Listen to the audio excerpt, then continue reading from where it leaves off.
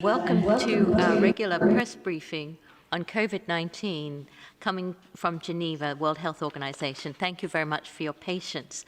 As usual, we'll be providing simultaneous translation in all 6 UN languages, and plus Portuguese and Hindi.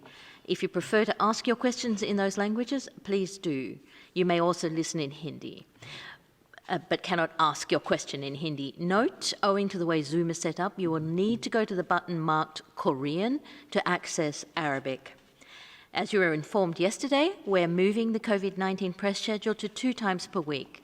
This week, evidently, we're having the first briefing today, and the second briefing is scheduled for Friday. Today, joining our Director General, Dr. Tedros, will be our other regular speakers, Dr. Mike Ryan, Executive Director, Emergencies, and Dr. Maria Van Kerkhove, our Technical Lead for COVID-19, as well as Dr. Soumya Swaminathan, our Chief Scientist, and Dr. Benedetta Allegranzi, our Specialist in Infection Prevention and Control. And they will, as ever, provide answers to all your questions. I will now give the floor to Dr. Tedros for his opening remarks. Dr. Tedros, you have the floor. Thank you. Thank you, Margaret. And good morning, good afternoon, and good evening. It took 12 weeks for the world to reach 400,000 cases of COVID. Over the weekend, there were more than 400,000 cases across the globe. There have now been 11.4 million cases of COVID-19 and more than 535,000 lives have been lost. The outbreak is accelerating, and we have clearly not reached the peak of the pandemic. While the number of deaths appears to have leveled off globally, in reality, some countries have made significant progress in reducing the number of deaths, while in other countries, deaths are still on the rise. Where there has been progress in reducing deaths, countries have implemented targeted actions towards the most vulnerable groups, for example, those people living in long-term care facilities. Over the past few months, there has been a lot of discussion about the origins of COVID-19. All preparations have been finalized, and WHO experts will be traveling to China this weekend to prepare scientific plans with their Chinese counterparts for identifying the zoonotic sources of the disease. The experts will develop the scope and terms of reference for a WHO-led international mission. The mission objective is to advance the understanding of animal hosts for COVID-19 and ascertain how the disease jumped between animals and humans. WHO will continue to communicate the latest scientific advances to the media and general public as we have them. In this vein, WHO continues to work with technology companies to make sure people have access to accurate health information and resources on COVID-19. Today, I'm pleased to announce that we have partnered with Facebook and Preclet.org to provide WHO's COVID-19 information in free basics and discover in a mobile-friendly format. Through this collaboration, we will reach some of the most vulnerable people who will be able to access life-saving health information without any data charges in more than 50 countries. We have launched this product in English, French, Spanish, and Arabic, and other languages will follow in the coming weeks. Furthermore, I want to thank Google for its continued support and dedication to keep the global community safe and informed, and for its recently increased aid grant to WHO. This support enables us to catch trending falsehoods early, respond to them quickly, and give people better access to life-saving information when they need it most, wherever they are in the world. This pandemic has shown the importance of being able to see each other online while being physically apart. And 20 years on from the Durban AIDS Conference, a game-changing moment in the fight against HIV, leaders, policymakers, scientists, activists, and civil society are assembling virtually this week for AIDS 2020. WHO is deeply concerned about the impact of COVID-19 on the global response to HIV. A new WHO survey showed access to HIV medicines has been significantly curtailed as a result of the pandemic. 73 countries have reported that they are at risk of stockouts of antiretroviral medicines, ARVs. To mitigate the impact of the pandemic on treatment access, WHO recommends all countries prescribe ARVs for longer periods of time, up to 6 months, while supply chains for all medicines are fully functioning. Similarly, shortages of condoms and pre-exposure prophylaxis can prove costly, and WHO calls for countries to ensure uninterrupted prevention, testing, and treatment services for HIV. The disruptions in access to life-saving commodities and services come at a critical moment as progress in the global response to HIV stalls. Over the last 2 years, numbers of new HIV infections stabilized at 1.7 million annually, and there was only a modest reduction in AIDS-related deaths. More than 25 million people now have access to ARVs, but global targets for prevention, testing, and treatment are off target. Progress is stalling because HIV prevention and testing services are not reaching the groups that need them most. And the lack of optimal HIV medicines with suitable pediatric formulations has been a long-standing barrier to improving health outcomes for children living with HIV. Going forward, access to services for vulnerable groups must be expanded through stronger community engagement, improved service delivery, and tackling stigma and discrimination.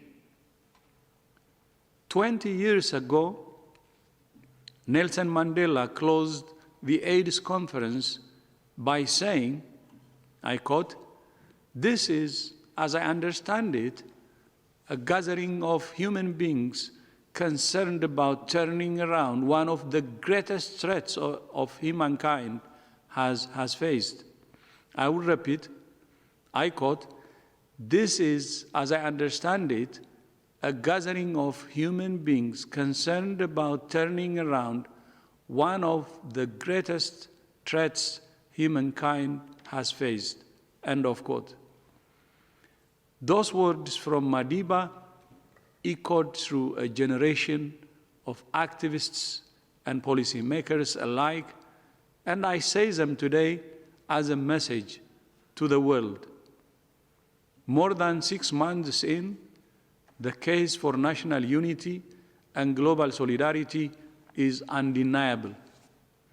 To beat the COVID-19 pandemic and ensure that essential health services for diseases like HIV continue, we cannot afford any divisions. I will say it again. National unity and global solidarity are important more than ever before to defeat a common enemy, a virus that has taken the world hostage. This is our only road out of this pandemic. I repeat, national unity and solidarity. I thank you. Thank you very much, Dr. Tedros. We'll now open the floor to questions. There are hundreds, many of you with your hands up, so I would remind you 1 question each. Please keep it short, say your name and where you're from, and when I call on you, please remember to unmute yourself, then go ahead. So our first question is from Christine Theodorou from ABC Network USA. Christine, you have the floor. Please go ahead. Hi, I wanted to ask about the New York Times report previewing an open letter to be published by 239 scientists from around the world calling for the WHO to give greater acknowledgement to the risk of an airborne spread of COVID-19. First of all, I wanted to get your reaction to those reports and to see where WHO's research stands in terms of where we are.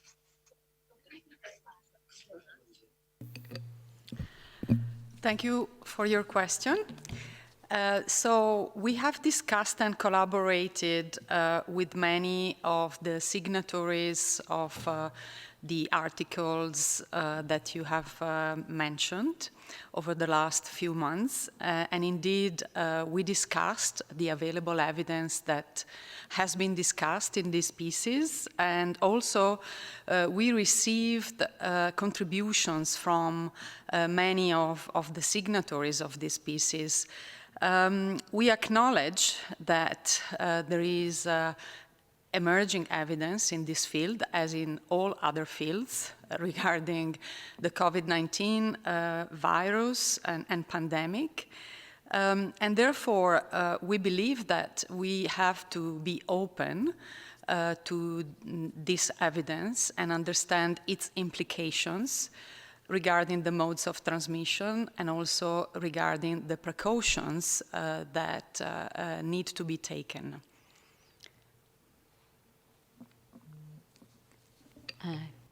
Would you like to add something, Maria? Just to say, thank you, Benedetta. Just to say that yes, we have been engaged with this group since April, when they first wrote to us on April 1st, and we've had an active engagement with them and with many of the signatories on this through different networks. And as we have said previously, we welcome the interaction from scientists all over the world, from many different disciplines. Many of the signatories are engineers, which is a wonderful area of expertise, which adds to growing knowledge about the importance of ventilation, which we feel also is very important. We have been talking about the possibility of airborne transmission and aerosol transmission as one of the modes of transmission of COVID-19, as well as droplet. We've looked at fomites, we look at fecal oral, we look at mother to child, we look at animal to human, of course, as well. And so we are producing a scientific brief on summarizing where we are. We've been working on this for several weeks now, and we've engaged with a large number of groups, epidemiologists and clinicians, IPC specialists, engineers, mathematical modelers, to try to consolidate the growing knowledge around transmission. But we have spoken about the importance of all of the different potential modes of transmission. This is a respiratory pathogen, and so it is important that what we know fits into the guidance that we have, which is why a comprehensive package of interventions are required to be able to stop transmission. This includes not only physical distancing, it includes the use of masks where appropriate in certain settings, specifically where you can't do physical distancing, and especially for healthcare workers. So our focus on the use of masks, of course, is for healthcare workers, and to use airborne precautions where you have those aerosol generating procedures. But we're also looking at the possible role of airborne transmission in other settings where you have particularly closed settings where you have poor ventilation. So we will be issuing our brief in the coming days, and that will outline everything that we have in this area. Thank you very much, Drs. Allegranzi and Van Kerkhove.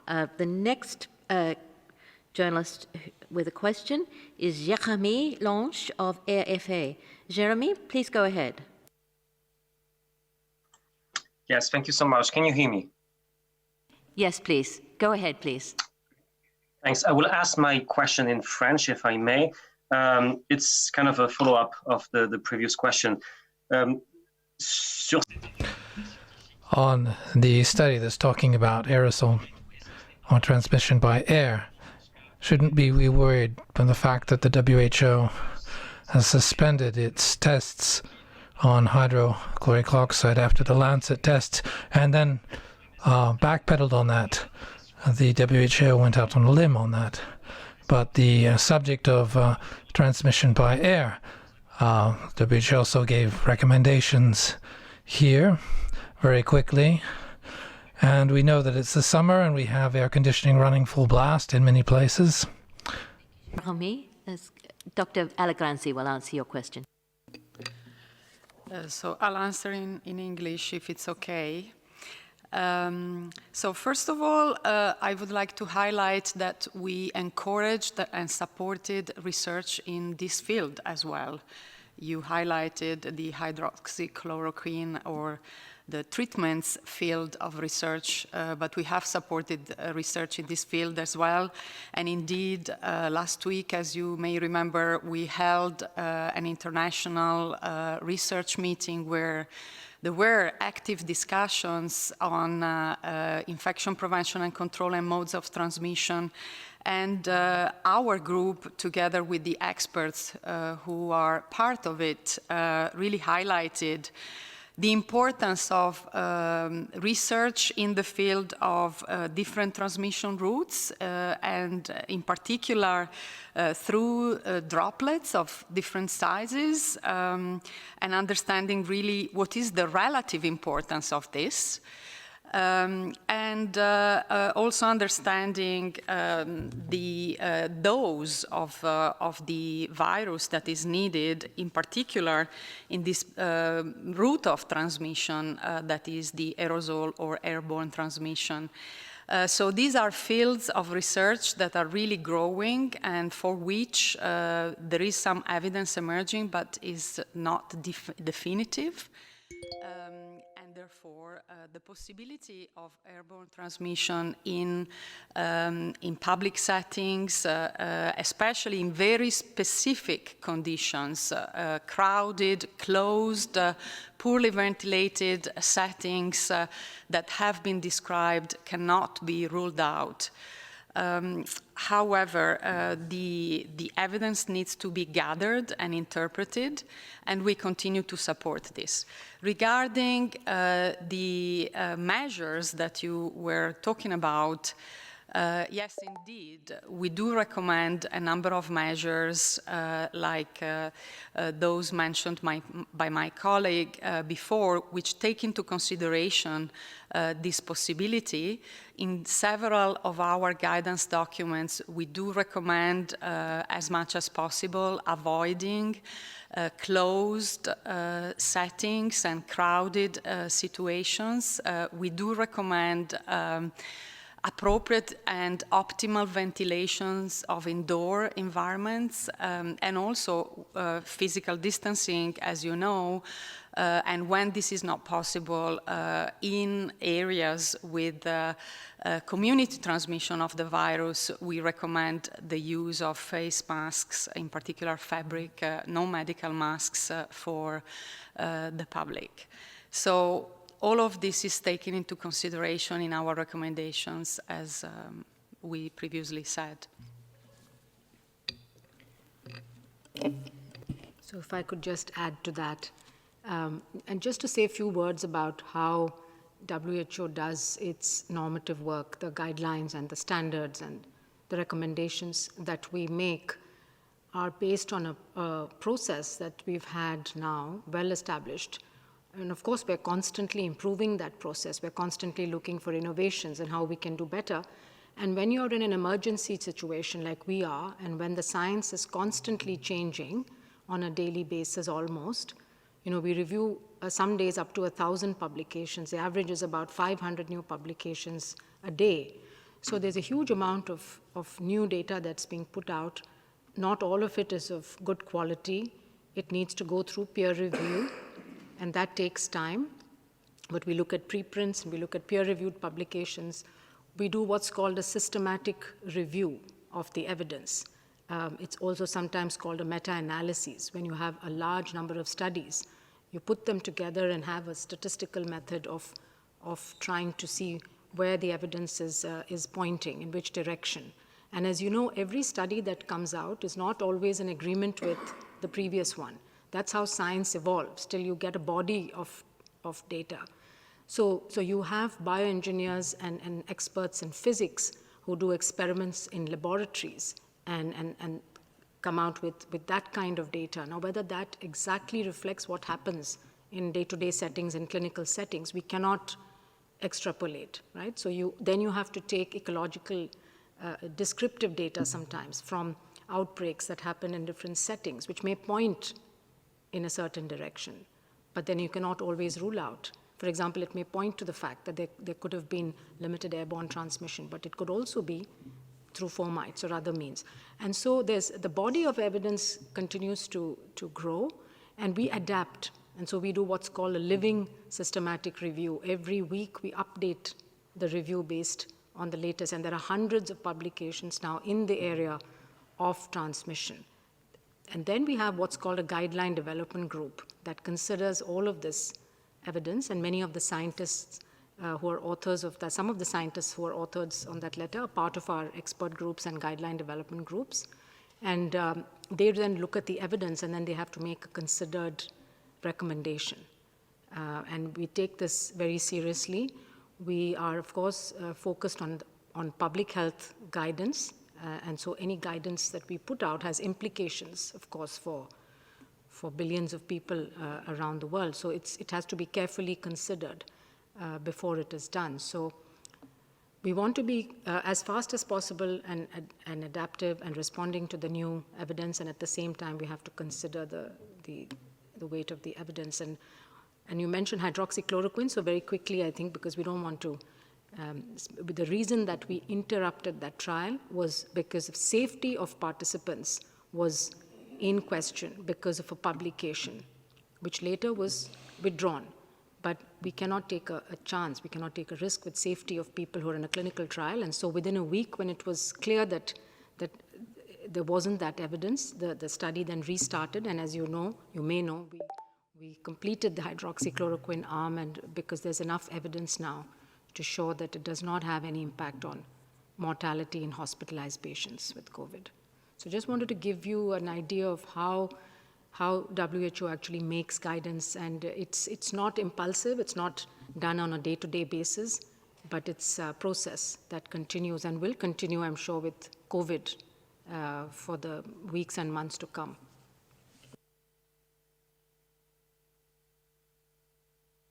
Thank you very much for those comprehensive answers.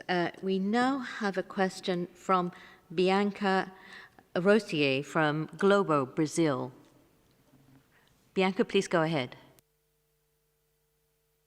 Hi, Margaret. Can you hear me? Very well. Please go ahead.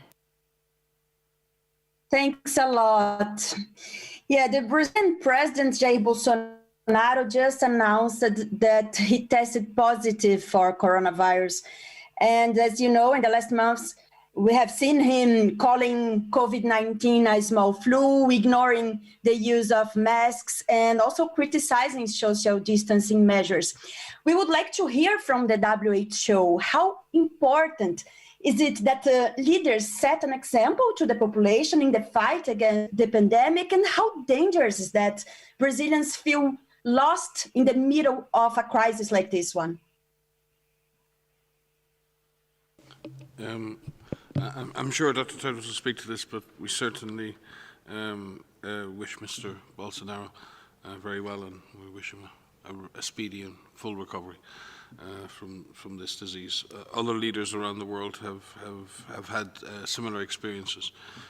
I think it brings home for us all the reality of this virus, and no one is special in that regard. We're all potentially exposed to this virus. The virus doesn't really know who we are, whether we're prince or pauper. We're equally vulnerable, and I think what it really highlights is our collective vulnerability to this disease. So we wish Mr. Bolsonaro and his family the best in this regard. It is a time in any Brazil is a great nation that faces a difficult task and a difficult time. The numbers in Brazil have stabilized over the last number of days, and certainly the reproductive number across many of the states, while it still hovers above 1, it has moved down. However, the hospital system still remains under some pressure, and while it is still coping, and again with great regard to the skill and commitment of health workers all over Brazil. But hospital occupancy and ICU bed occupancy is still coping, but it's in many cases near critical. So Brazil faces many of those challenges. We hope, as I've said here previously, that Brazil can continue to develop and deliver the response at federal, state and at local level, that we see the unity of purpose and the sustained application of the comprehensive strategy that we have advocated for a very, very long time. And we trust that if Brazil can bring all of its health system, public health system, and its communities together, that Brazil can continue to make progress in the face of this disease. But I think the message to us all is we are all vulnerable to this virus. Yeah, thank you. I think Mike has said it all. We have been saying for a long time now, including at the early stages of the pandemic, that this virus is very dangerous. And we called it many times public enemy number one. This is early days. It has two dangerous combinations. One, it moves fast, and also it's a killer. And that's why we were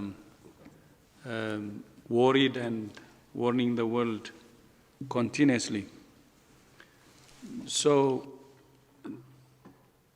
as Mike said, I think we're all vulnerable.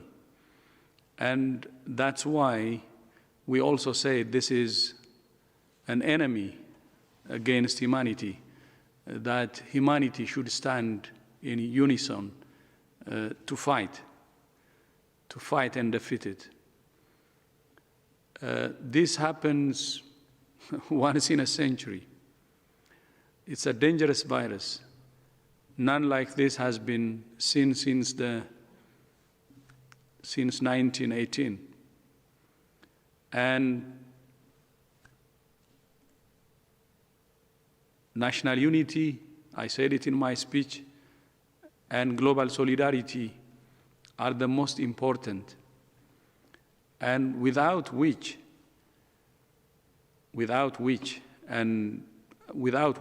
I don't think we can defeat this virus. And the divisions actually will be advantage to the virus. And not only Brazil, the whole Latin America doesn't look good. Cases are on the rise, deaths are on the rise, and even North America, Mesoamerica, except Canada. Canada is doing better. We're concerned. And in the rest of the world, although I said the deaths are leveling off, because some countries are showing some progress, but many countries are actually having more cases and deaths are on the rise. So it's very important to understand the seriousness of this virus and to be really serious. No country is immune, and no country is safe, and no individual can be safe. But having said this, we wish His Excellency, the President, well, and we wish him fast recovery. And I hope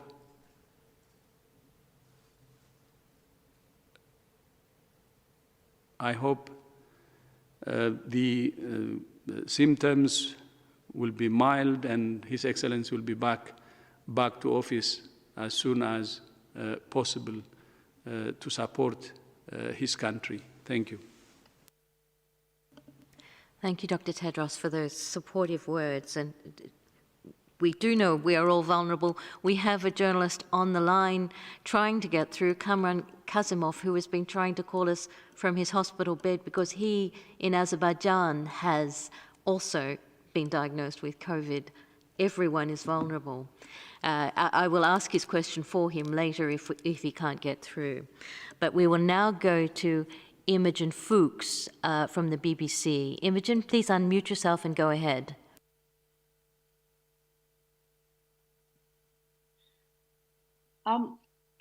Thank you for my question.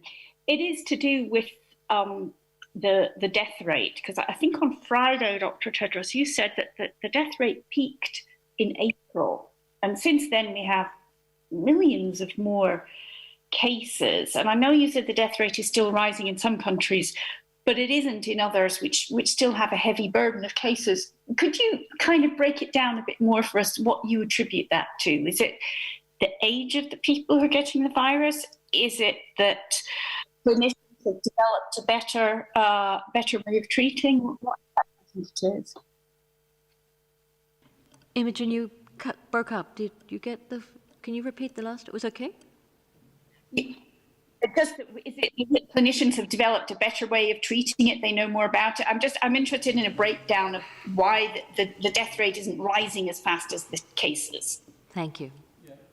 Thank you. About the deaths, I will give it to my colleagues to say more. But when I said last time about the peak in April, it was about Sweden, actually. It peaked the week of April 20, and ever since, the number of deaths in Sweden actually has been on the decline. Of course, the number of cases has been on the increase even until the week of June 22 in Sweden. And I said, of course, we worry about the increased number of cases, but more important is, watching on the number of deaths. Even if the number of cases increase, if we manage to reduce the number of deaths, that would be very important. And that's why I cited Sweden as an example. And there are other countries whose death rate is actually on the decline. And that's why overall number of deaths globally has actually leveled off. But that doesn't mean that it's a success, because the leveling of number of deaths globally is because of some countries. But in many countries, it's on the rise. And that's why we said, even if the number of cases are increasing, we have to focus especially on the number of deaths, and we need to have targeted approach to reduce the number of deaths. And many countries have found that the deaths are disproportionately higher in older age groups and other vulnerable groups. And when they started their targeted approach, especially in long-term facilities, the deaths started to decline. So that focused approach will be very important, and that's what we're suggesting based on the experience from countries that managed to lower deaths like Sweden. But another example is, I think we have said it before, Japan. Even though the number of cases were high, especially at the initial stage of the pandemic, but the number of deaths were kept really low. And this was because Japan was focused in targeted intervention to save lives. And many countries can follow that targeted approach, which can help to keep the death rates low. And the April peak, which I said was about Sweden, which ever since has actually declined in Sweden. Thank you. Just as a general rule of thumb, if you go back to April, we were probably average around 6,000 deaths per day globally, and that sort of stayed pretty steady, and has dropped in sort of mid-May to around 5,000 deaths per day, and it's gone up and down slightly around that number, and it's kind of stayed very steady, as the DG has said, overall. But within that, there are countries with increasing deaths and countries with decreasing deaths. What has happened, though, at the same time, if you imagine, again, back in April, we were around 80,000 cases a day, 6,000 deaths. In March, about 80 to 100,000 cases, and again around 5,000 to 6,000 deaths. And then in May, into beginning of June, very similar. But what we've seen in the month of June is an acceleration in the number of cases. And what hasn't accelerated with that yet are the number of deaths. But we know it takes time, and there is a lag phase in that. So some of this may be lag. We may see deaths start to climb again, because we've only really experienced this rapid increase in cases over the last 5 to 6 weeks. So we may see that. So I don't think it should be a surprise if the deaths start to rise again. It would be very unfortunate, but it may happen. There is an element, certainly, of better care. And again, doctors and nurses and physicians have really learned how to better manage this case. Simple stuff from oxygen therapy to prone therapy, managing patients, picking out those patients who are likely to deteriorate more rapidly by looking at oxygen levels in the blood. So essentially managing the clinical pathways so the patients most likely to get very sick get into the highest form of care quickly. So the clinical pathway has been managed more effectively, has probably had an impact on the overall number of deaths. Certainly some of the therapies that have become available may also have reduced death rates. We've seen the likes of dexamethasone and others that have reduced the number of deaths in very severe patients, and a number of those factors. There's also the testing factor. As testing has increased, the proportion of people maybe in younger age groups who are being detected that were not detected before has increased, so the overall number of fatalities is a smaller proportion of the overall number of cases. That certainly has some impact on that, but we would expect the proportion of positive cases as the total number of cases to drop at the same time, which has happened in many places. So you're right, Imogen, it is a complex series of factors. What's good is that the death rate is stable. It may increase. We would hope to be able to collectively drive that down. What is a concern is the fact that the disease numbers are increasing day by day. And if you imagine that somewhere in April and May, we were dealing with 100,000 cases a day, today we're dealing with 200,000 cases a day. And that is not purely as a result of testing. This epidemic is accelerating, and we're lucky. I hope part of it is that we've become better, and there is a difference between being good and being lucky. I would prefer to be both good and lucky, but I do think some of this at least is down to some excellent frontline doctors and nurses and their ability to detect and treat patients early. And we hope we can continue to provide them with the support they need to keep pushing that curve down. Some of it is also due to shielding and protection of older populations who I think we've learned, all of us collectively, that underlying conditions, that people in long-term care facilities are particularly at risk, and therefore shielding and protecting more vulnerable people and ensuring that they're not infected or don't get infected may also reduce in a reduction in the overall number of deaths. Maria? Thank you, DG. Just a quick note to say that while we're talking about this in general, there are quite some differences by countries. And we've spoken many times about the challenges of comparing mortality by country because there are so many factors that could be associated with these differences. And just calculating mortality, we're looking at deaths over time, reported deaths over time.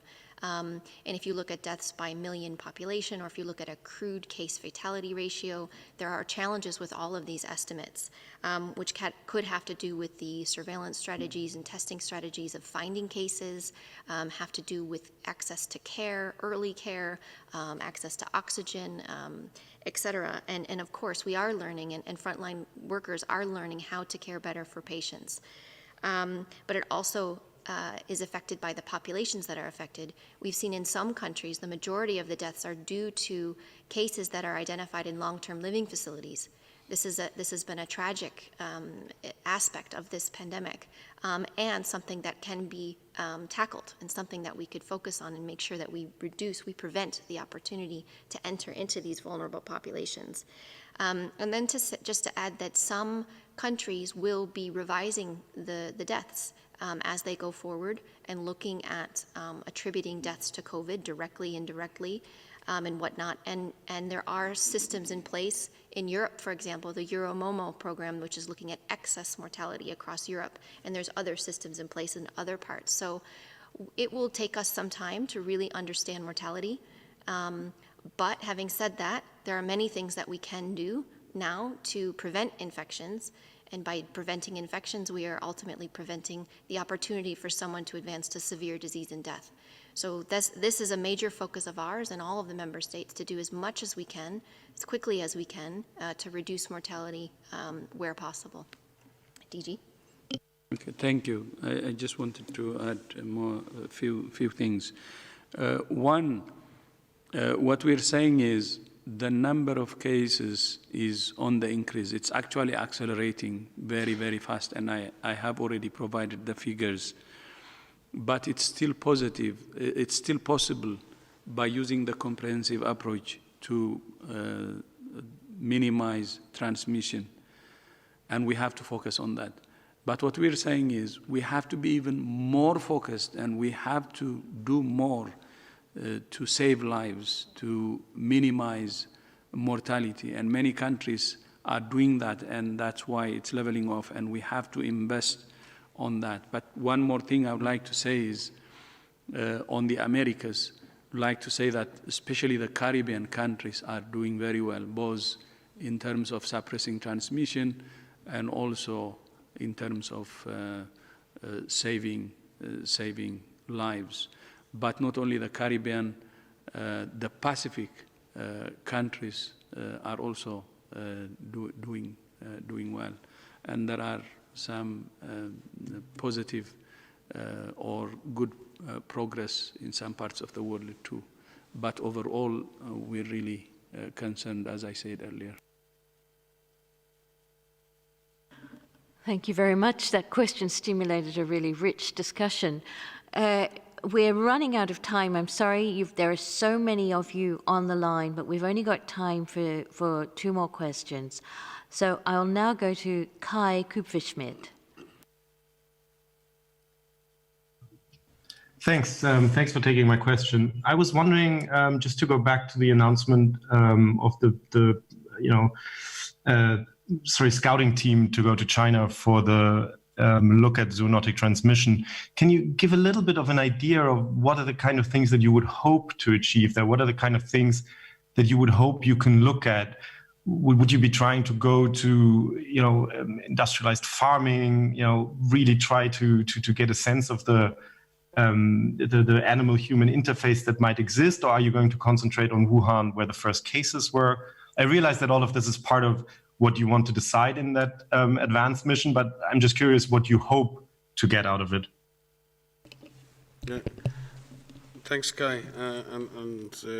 I know you follow these issues quite closely over time, and I think, first of all, you and many scientific journalists know that the answers on these questions are sometimes elusive, and it's quite a detective story to find the source and the intermediate pathways by which the virus can breach that barrier to humans.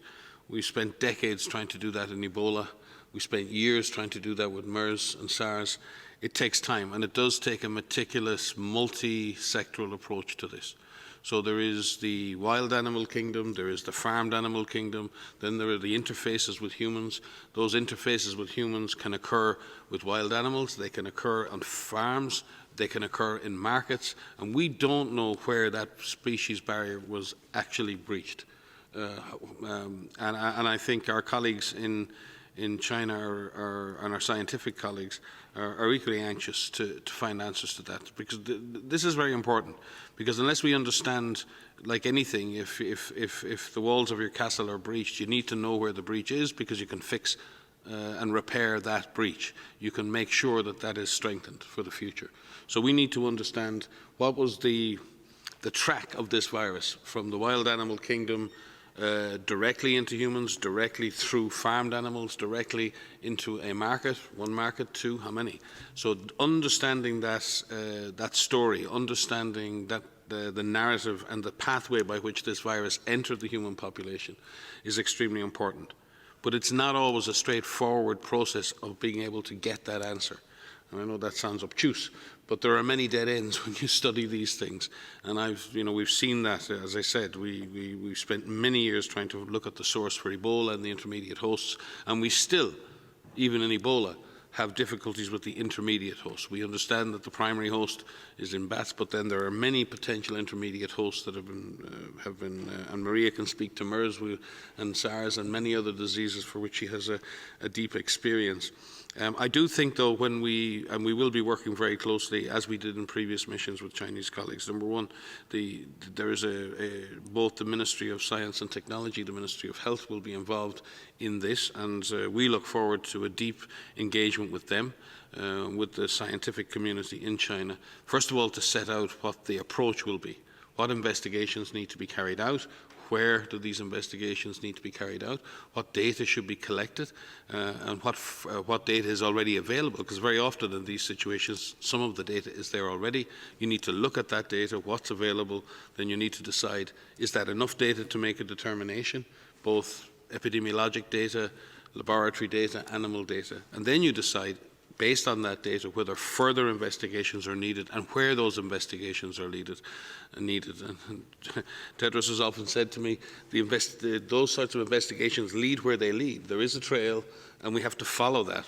But the best place to start is clearly in where the disease emerged in humans first, and where the disease emerged in humans first, where the first clusters of atypical pneumonia occurred were in Wuhan. So that is the best starting point for an investigation of the animal origin. But after that, I think we have to keep an open mind. Science must stay open to all possibilities, and therefore we need to lay out a series of investigations that will get the answers that I'm sure the Chinese government, governments around the world, and ourselves really need in order to manage the risk going forward into the future. Thank you, Mike. And by the way, when we say a team is going for the preparations to China, it doesn't mean that China has not been researching on this. It doesn't mean that we will be starting from scratch, because there is capacity actually in China to do research. So as Mike said, we will pick up from what's already done, and the planning of this team that's going to be going for the planning with its counterparts will of course consider what has been done so far. So we shouldn't consider as if there was no movement or no activity until now. Thank you. Thank you very much. As I said, we were trying to get through to Kamran Kasimov, but unfortunately we have not been able to get him. So we wish him well and wish him to, as everyone else who's fighting this virus. And and there is also an important press conference on HIV starting now. So I'll just hand it over to Dr. Tedros for final words. Thank you. Thank you, Margaret, and thank you also to all those who have joined online. And look forward to seeing you on Friday. Thank you so much.